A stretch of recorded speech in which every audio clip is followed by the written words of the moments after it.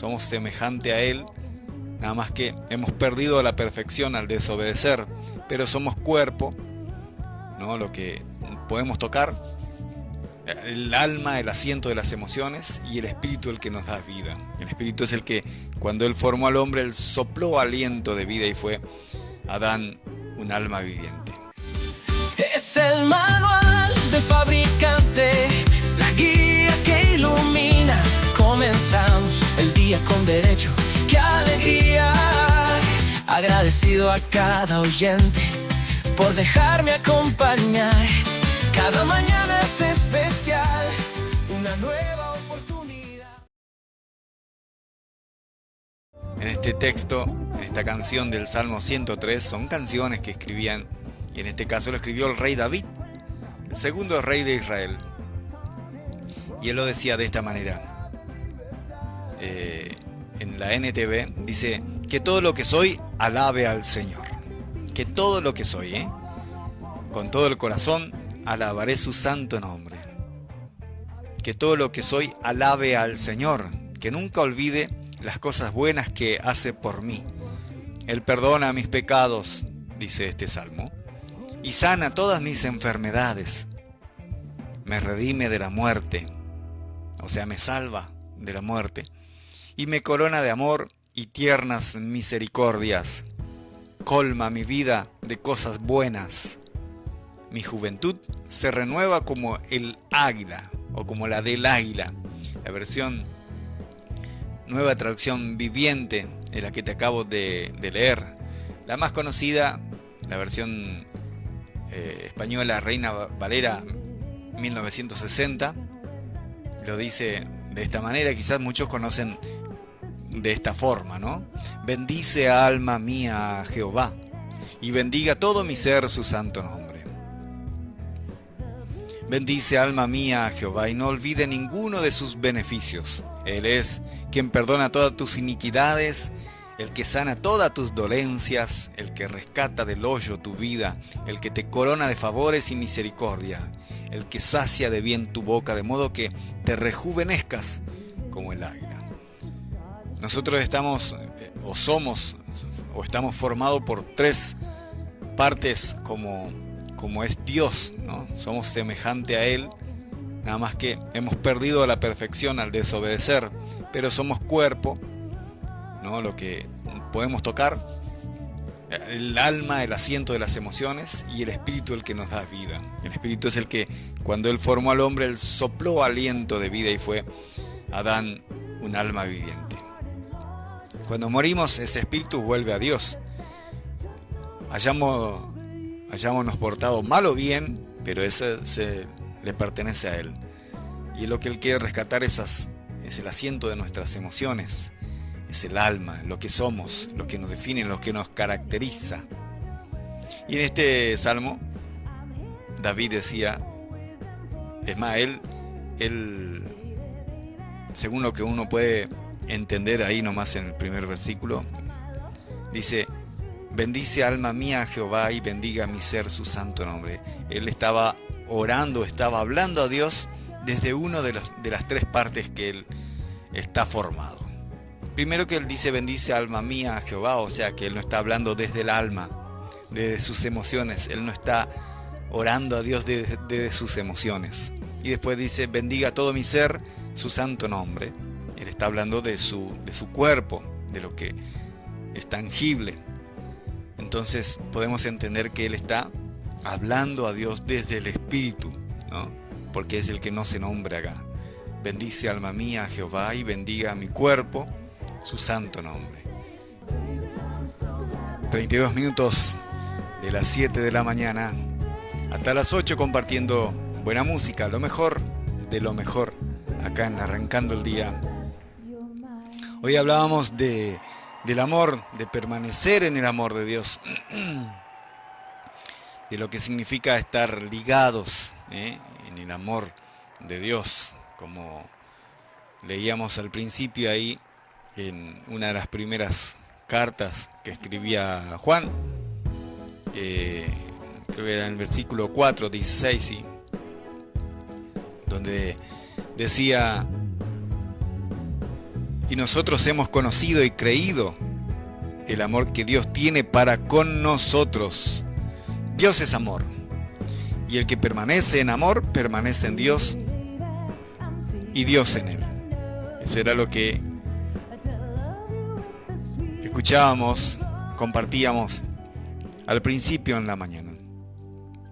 Y hablando de eso, en el mismo Juan, que escribía esta carta, él escribió también la historia de Jesús de una manera muy particular. El Evangelio sinóptico, le llaman, el cuarto Evangelio, la cuarta escritura sobre la buena noticia de Jesús. Y él hablaba siempre de permanecer en Dios y Dios en uno, ¿no? En el versículo 17 del capítulo 15 de ese Evangelio, Jesús también decía: si permanecéis en mí y mis palabras permanecen en vosotros, pedid todo lo que queréis y se os será hecho, o os será hecho. A ver, en una versión más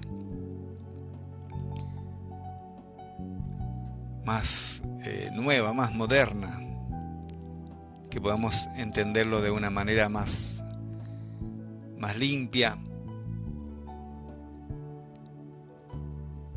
Ahí te lo voy a buscar para poder entender de una manera más clara.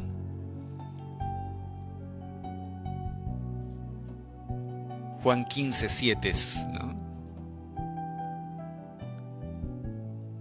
El Evangelio de Juan 15:7.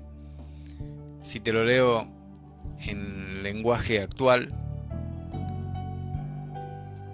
lo dice de esta manera: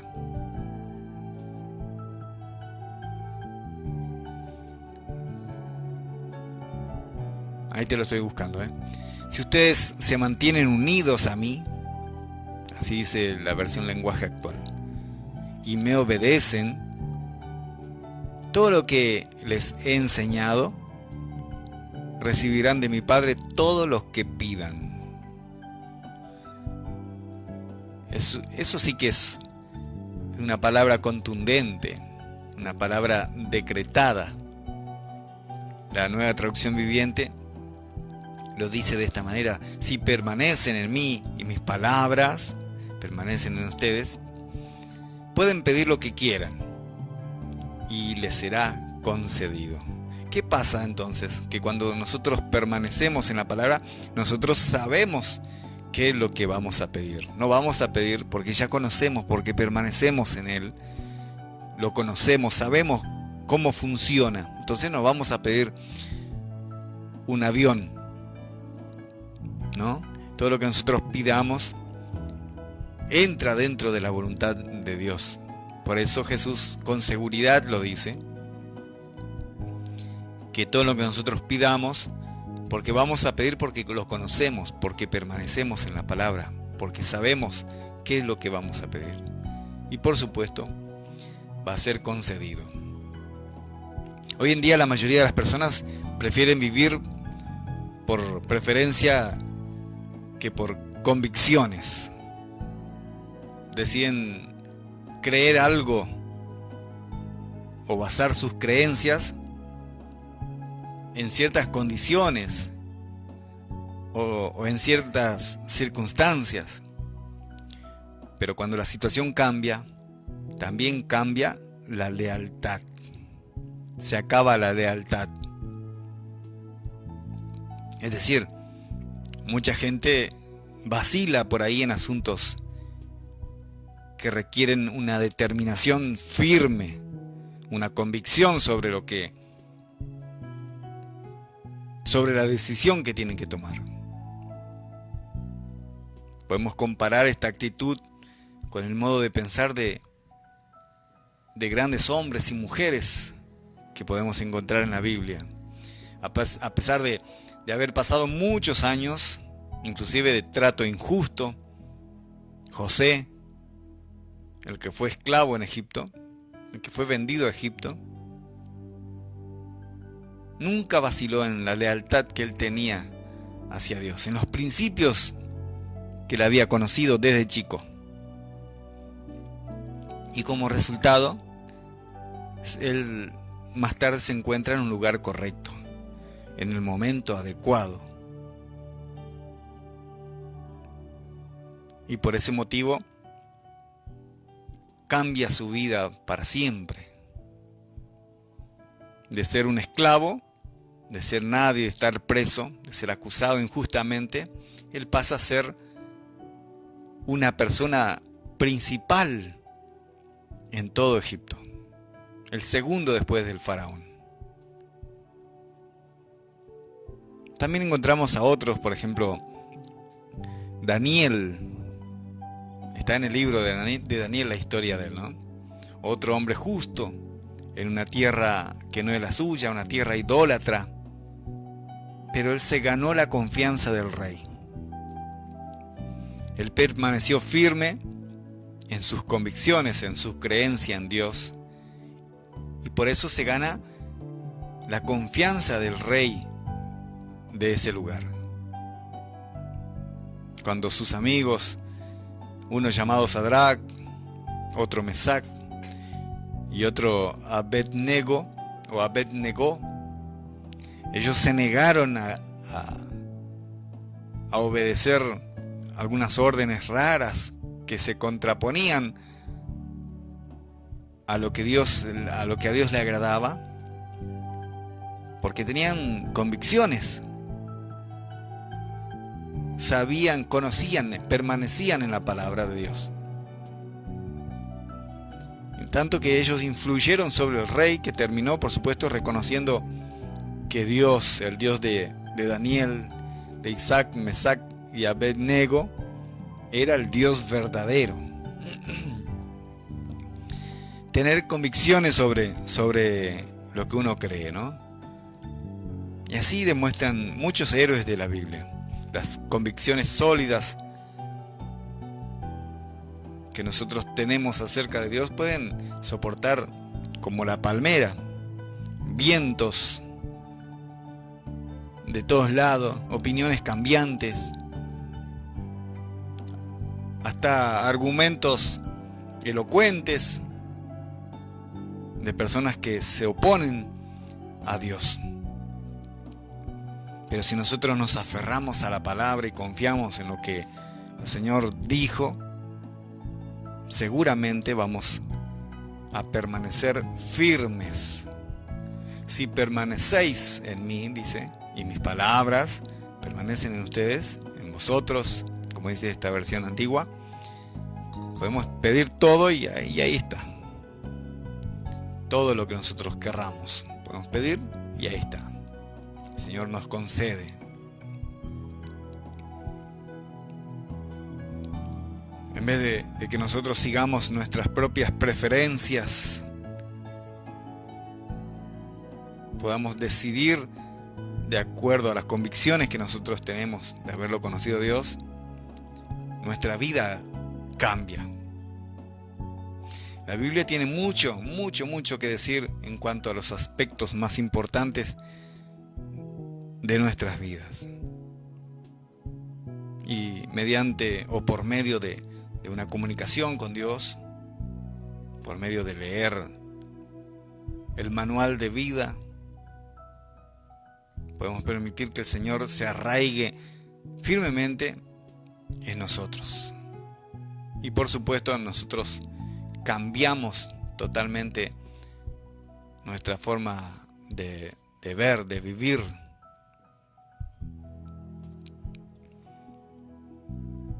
Juan 15:7. Este es el Evangelio, la historia de Jesús escrita por Juan, donde él decía esto. Y seguramente este es uno de los versículos más impactantes de la Biblia, más poderoso, más inspirador de la Biblia, que nosotros podemos entender que tenemos un premio al permanecer. En este pasaje Jesús nos llama a permanecer en Él, y también en lo que Él nos enseña, ¿no? Prometiendo que si lo hacemos, podemos pedir cualquier cosa, pero cualquier cosa importante, porque ya lo conocemos y permanecemos en Él. No vamos a pedir pavadas, vamos a pedir cosas coherentes, y por supuesto no será concedida.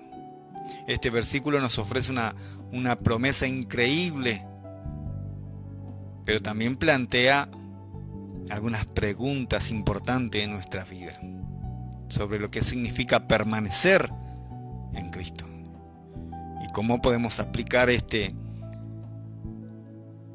texto en nuestra vida diaria. Permanecer. Hoy hablamos mucho sobre permanecer, tempranito nomás.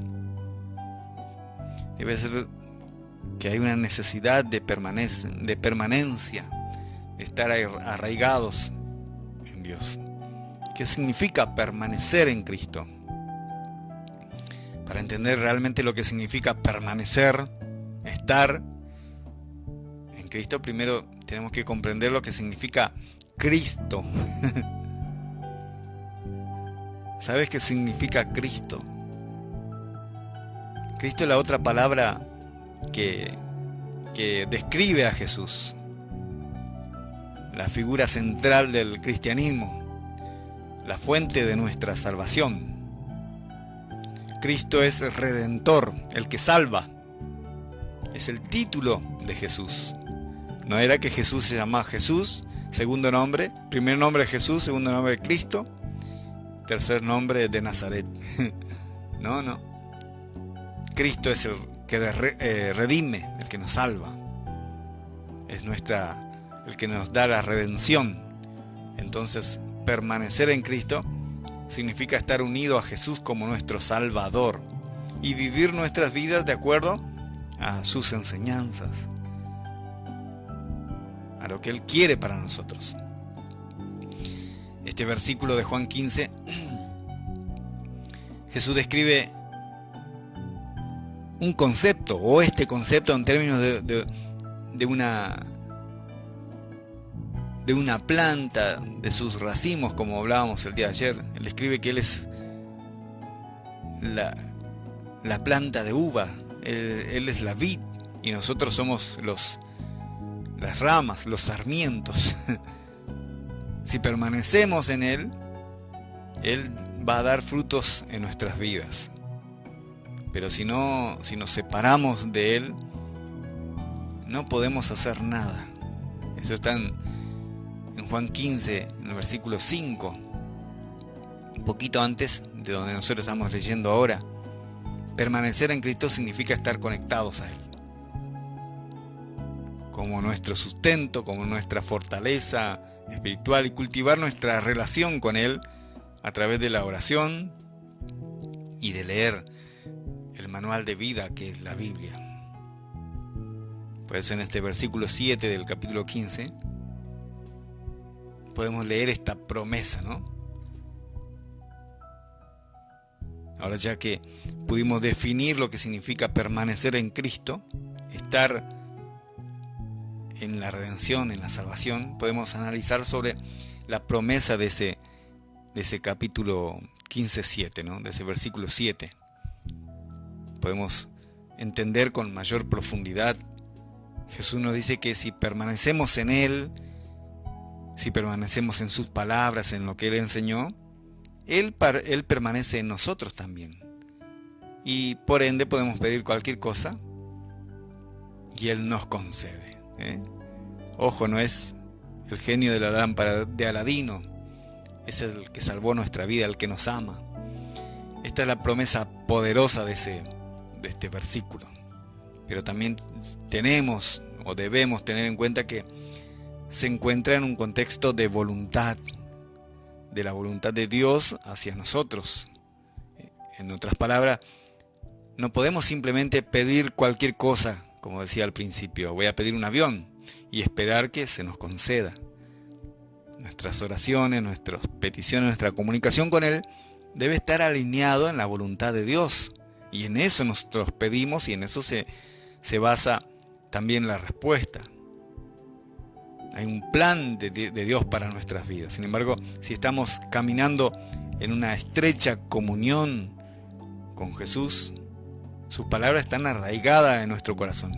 Y entonces nuestra comunicación con Él, nuestra oración, es mucho más efectiva. Sabemos qué es lo que tenemos que pedir. Por ende también estamos seguros que vamos a recibir. Tenemos que aplicar este versículo en nuestra vida diaria. Tenemos que comprometernos a permanecer en Cristo y cuidar esa relación, cultivar esa relación íntima, cercana con Él a través de hablar con Él, de conocerlo. Si hacemos eso, vamos a estar equipados, preparados, y vamos a poder entender, discernir. Vamos a tener la inteligencia necesaria de conocer la voluntad de Dios en nuestras vidas. Y entonces pedir de acuerdo a eso, ¿no? A ese entendimiento que tenemos. También tenemos que tener en cuenta que nuestra oración no siempre se responde de manera en que podemos esperar o en el tiempo que nosotros deseamos. Dios tiene un plan con cada uno de nosotros, con cada vida, y puede que no siempre comprendamos el camino que Él preparó para esa vida, para nosotros. Pero sí, por supuesto, podemos confiar que Él es fiel y saber que siempre, siempre tiene nuestro bien en mente.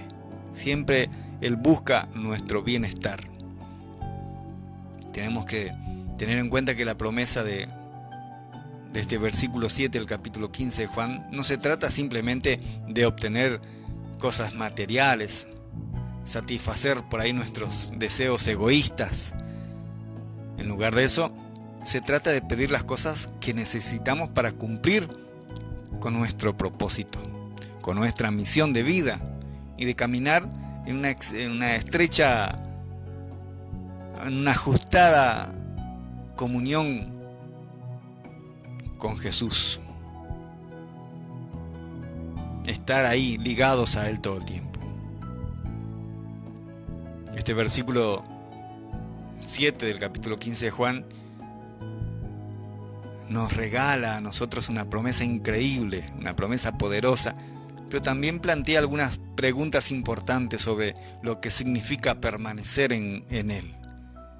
¿Cómo podemos aplicar este versículo en nosotros cada día? Por supuesto, tenemos que comprometernos a permanecer en Él, ¿no? A cuidar, a cultivar esa relación estrecha, esa relación íntima que tenemos con Él. Comunicarnos con Él con confianza. Tener certeza sabiendo de que Dios siempre escucha lo que nosotros le pedimos y lo que nosotros hablamos con Él. Y por supuesto Él responde de acuerdo a su voluntad, de acuerdo a su propósito en nuestras vidas. Es de esa manera como Él responde siempre. Es el manual del fabricante, la guía que ilumina. Comenzamos el día con el pie derecho.